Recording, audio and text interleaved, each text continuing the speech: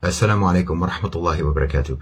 Let me talk for a moment about Poland in relation to the U.S. proxy war against Europe, popularly known as the Ukraine war. As I have stated since the outbreak of the war, in my opinion, the Ukraine war is a U.S. proxy war not against Russia, but against Europe.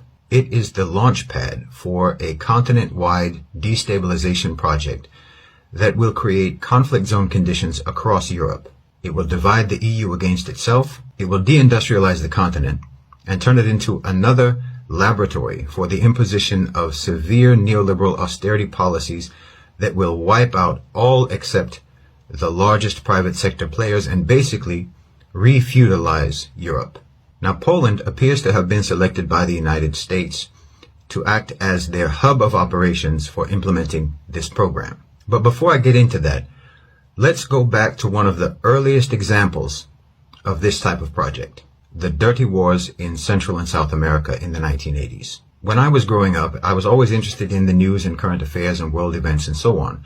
And the evening news every night was dominated by stories of savagery in places like Nicaragua, El Salvador, Guatemala, and Argentina. Civil wars, death squads, abductions, torture, and all forms of brutality proliferated the entire region. Now, all of this was orchestrated out of the American embassy in Honduras under the management of then U.S. Ambassador John Negroponte, whom locals referred to as Mr. Death Squad. Honduras had the largest U.S. embassy.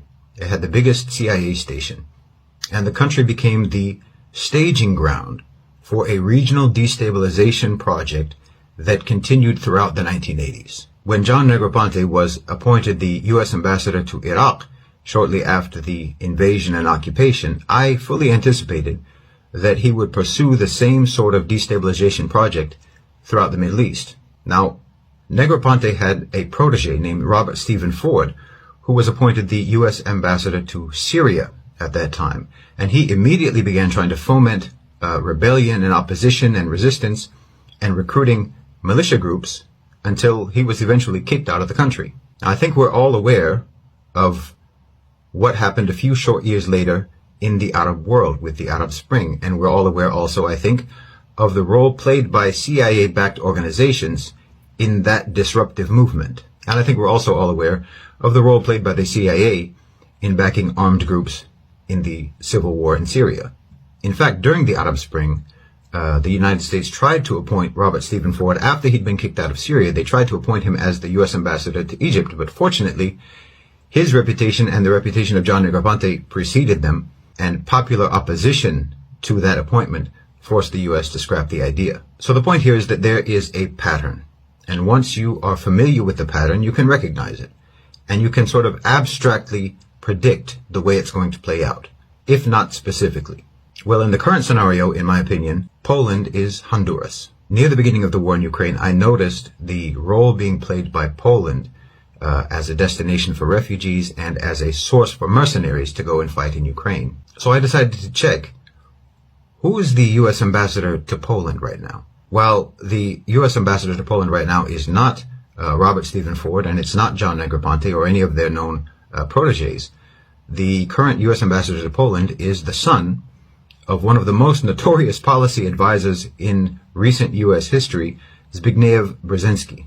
And I'm not going to make any effort to say his name correctly. Brzezinski, who was Polish, was the architect of U.S. support for the Mujahideen in Afghanistan against the Soviet Union. And he was a staunch and paranoid anti-Russian zealot. Now, Brzezinski felt that the disintegration of the EU was inevitable, and that only the perception of a threat being posed by Russia could possibly induce the Europeans to act in unison. I think a united Europe came into being out of fear.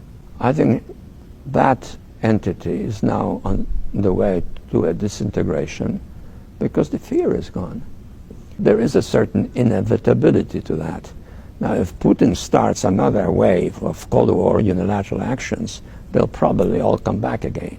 He also believed that there were several countries that had been admitted into the EU that never should have been admitted, namely the Eastern Bloc countries and the Baltic states. Now, I think it's safe to assume that Mark Brzezinski, the current U.S. ambassador to Poland, probably shares his father's views, and he is now in charge of coordinating the destabilization program for Europe that will see the continent split right down the middle, with America's focus of support moving from the Atlantic European states and the Central European states to the Eastern European states, with Poland as its primary client.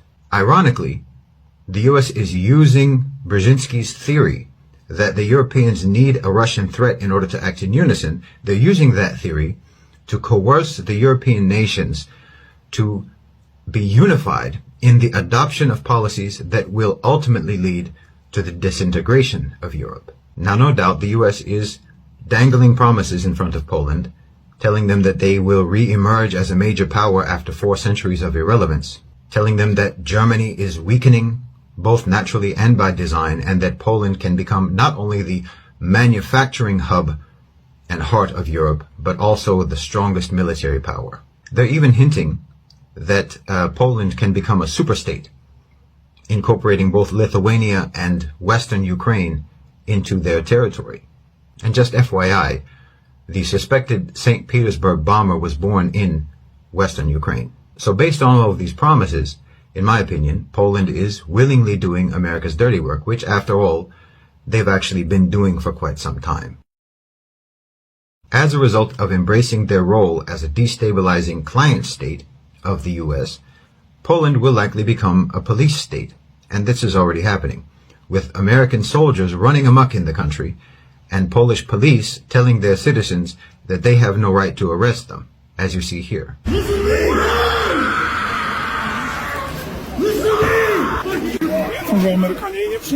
You could post this on any social media. You think Russia's going to protect you? And the same is likely to happen in the other Eastern Bloc and Baltic states where America is shifting its focus. They will be tightly controlled by American influence, and they will be encouraged to distance themselves from the EU and to even form their own economic and security bloc, which again, we already see happening. Poland will potentially become militarily engaged in the war in Ukraine against Russia, as well as potentially in Belarus. And unquestionably, covert disruption activities in both Moldova and in Georgia and elsewhere will be originating from the U.S. Embassy in Warsaw. So this is just to give you a sort of geopolitical framework for what's happening in Europe and Poland's role in that, in what is a repeating pattern by the U.S. And here I would like to say that I think our understanding of the multiple ayat in the Quran that warn the Muslims against taking the kuffar as our awliya, our understanding should include the possibility that this isn't only because they are unreliable awliya for the Muslims, but also because they are unreliable awliya even for each other.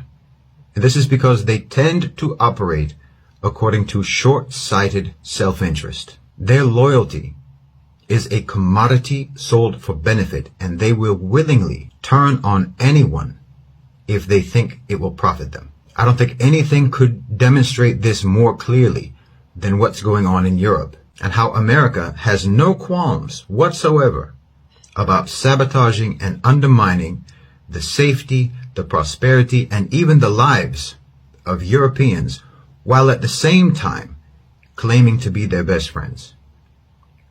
Jazakumullahu khairan wa assalamu alaikum.